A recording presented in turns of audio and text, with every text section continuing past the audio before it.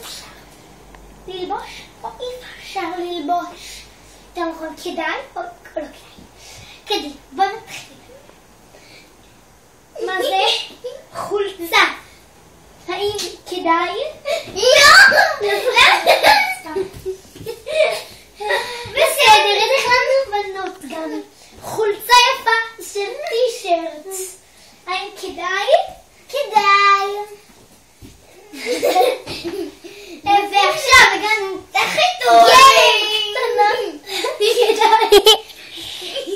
לא נראה לי. האם כדאי גרב גדולה? נראה לי שלא. אם כדאי תחתונים מתפתחות, כדאי מאוד. האם צריכים חתולים בעולם? לא, בסתם של תינוקות. ואנחנו הרי לא תינוקות, אנחנו אילי וגאיה. רואים לא שם את המילה תינוק בשם שלנו. אנחנו צריכים מכנסיים שבראשון כמו תוסיף שמן? לא נראה לי. האם אנחנו צריכים מגבת ממש רטובה שיש בשיער? לא נראה לי. מגבת מגבת חביבה. כדאי. האם אנחנו צריכים תחתונים?